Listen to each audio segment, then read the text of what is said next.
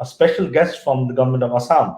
We have with us Varnali Deka IAS, Mission Director, Assam Skill Development Mission Director, and also Assam Administrative Staff College. And also, she happens to be the Secretary of Skill, Employment and Entrepreneurship Department, Government of Assam. And she'll be sharing a thought on Assam perspective on skilling, new approach for new world order. Over to Ms. Varnali Deka. Yeah, a very good morning to everybody and welcome to the second Global Education and Skill Conclave. I am Varnali Deka. I am the Mission Director of the Assam Skill Development Mission, Secretary Government of Assam, Skill, Employment and Entrepreneurship Departments, and I'm also the Director of the Assam Administrative Staff College. So today I'm going to talk about the initiatives, the way ahead for a mission like Assam Skill Development Mission, and also a little bit about how skilling is going to be related to education in the future years. I start with something which has been the buzzword for all of us in the recent past, the New Education Policy 2020. So we all know that the NEP talks about vocationalization of education, of connecting skilling to students so that students get the exposure to skilling, to vocationalization at a relatively earlier stage than was the norm in the past. So some of the salient features, a number of us would already be aware. I would just highlight to brush it up, in our minds. All higher educational institutions except legal and medical are going to be governed by a single regulator. We would have common norms in place. Board exams would be based on knowledge application. Another area, of course, that, a number of us may have been debating hotly is regarding home language, mother tongue, use of regional language. And so on. And what is of relevance to today's conclave and to us in the ASDM is that from grades 6 to 8, the focus on vocational studies starts. This may include carpentry, electric work, metal work, gardening, and so on. Also experiential learning, which, this is something maybe in the past when we were in school, this was something which was relatively limited to all of us. So this is going to happen in a bigger way. And there would be a revamping of the existing school structure. Again, another buzzword is sustainable development goals. And NEP is very closely, if you look at it, it is very closely related to SDGs. By 2030, we ensure that all boys and girls complete free, equitable, and quality primary and secondary education. They have access to quality early childhood development care and pre-primary education, quality technical, vocational, and tertiary education. And of course, elimination of gender disparities, ensuring that the number of youth and adults with relevant skilling, with relevant technical vocational skills increases substantially. So this is the linkage with sustainable development goals. Those of us following SDGs, those of us following NEP, we know that there is a very close connect.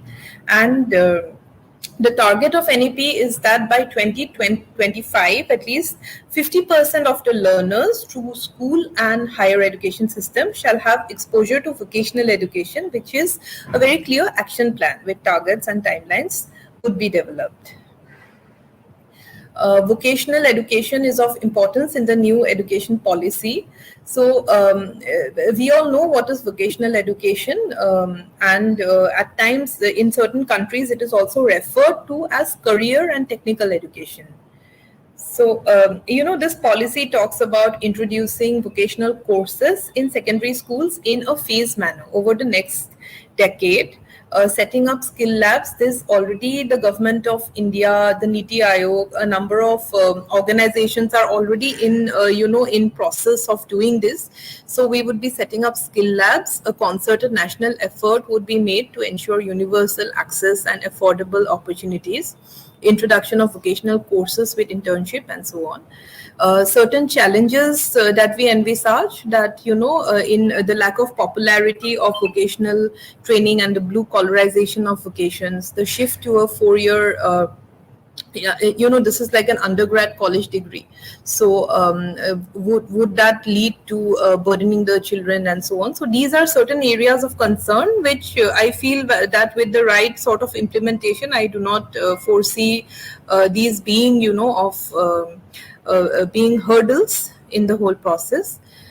So how NEP helps us? NEP is expected to deliver the demographic dividend. We have all been talking about demography. We have been talking about India being one of the youngest countries in the world. I think at present we are the youngest country in the world. So this demography that we have, how do we convert it into an opportunity? How do we convert it into a demographic dividend? And NEP is one of the bridges that would help us achieve this. I now come to my organization. This is the Assam Skill Development Mission, and within a very short term, within a very short time, we have been registered as a society from 2015, and in a very short period of time, we have been able to skill more than lakhs of our children, of our youth, and various demographies, not only youth, certain older population as well. And the aim of ASDM is to create employable skilled manpower and integrate the efforts of various departments into skill development training.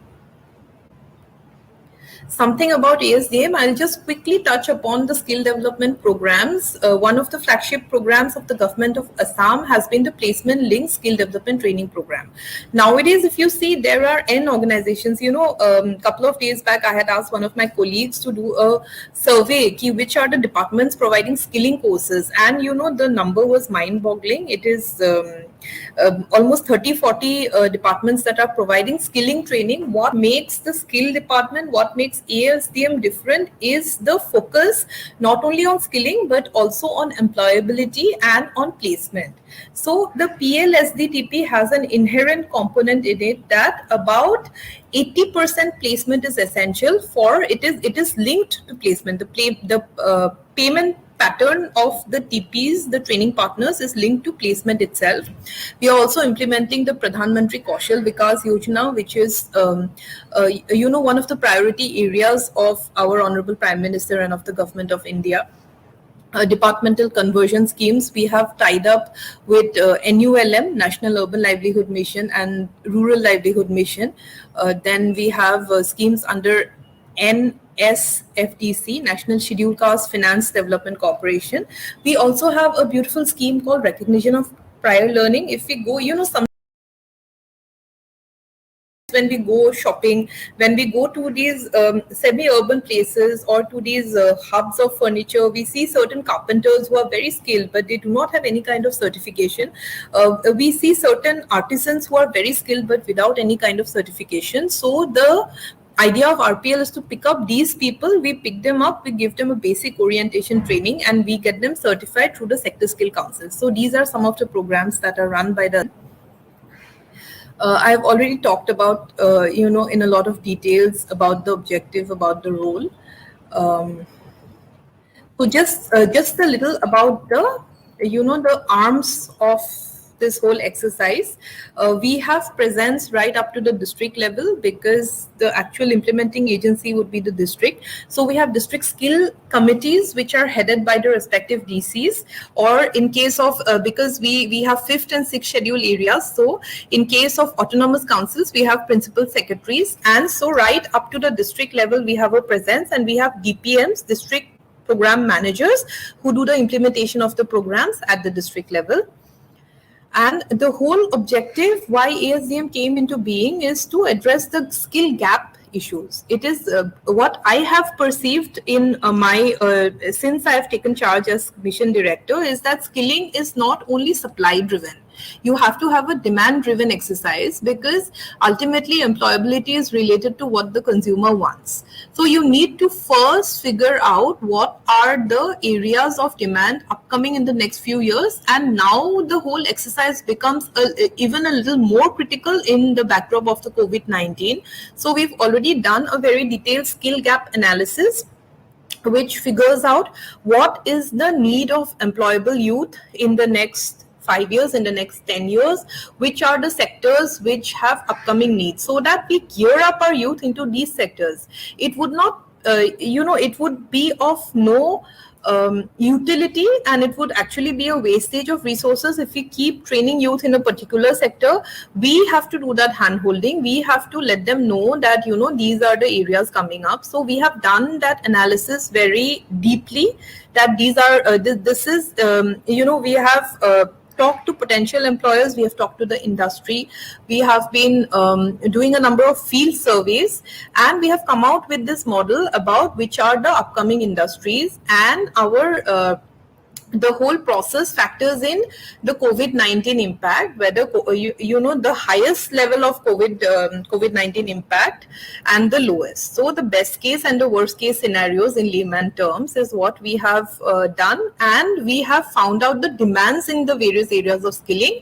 And now our entire skill plan is to sync up our supply. We would be the trainers of the suppliers, so we would gear up this supply side with the demand side. And of course, recently the first ASME's girl, Lovelina Borgohain, she has got a medal in the Olympics.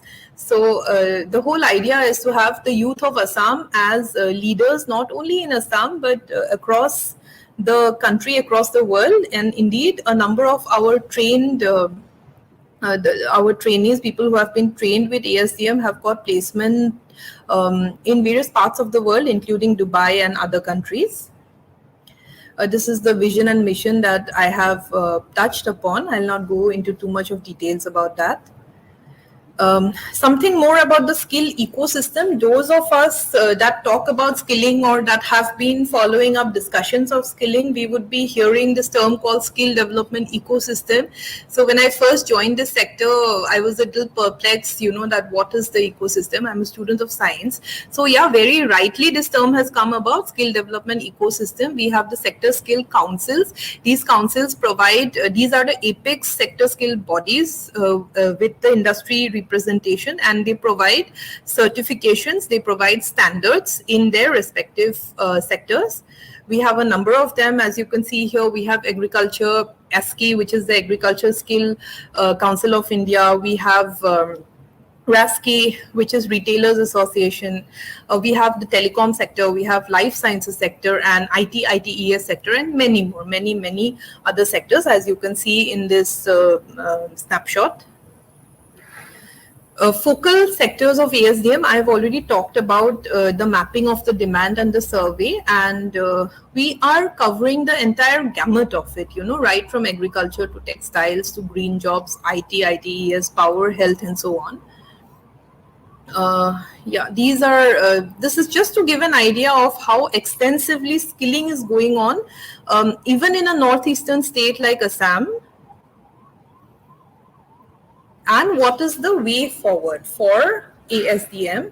So being the nodal agency for skill training, we are taking a number of steps of convergence with the school education department, and we would be giving, so to say, giving fruition to a number of policies in the NEP.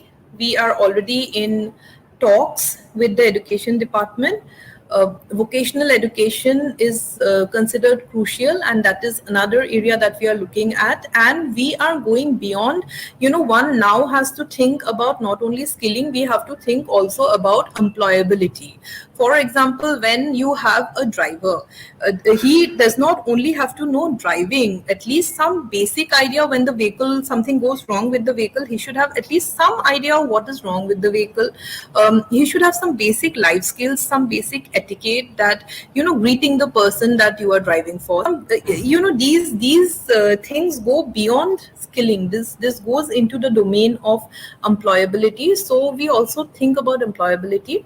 And very shortly, I would like to talk about the Assam Skill University. This is the first of its kind in the entire Northeast, and we would be focusing on a number of multi-skilling courses. The first year would be based on broad-based basic training during the first year, and then advanced modular courses subsequently.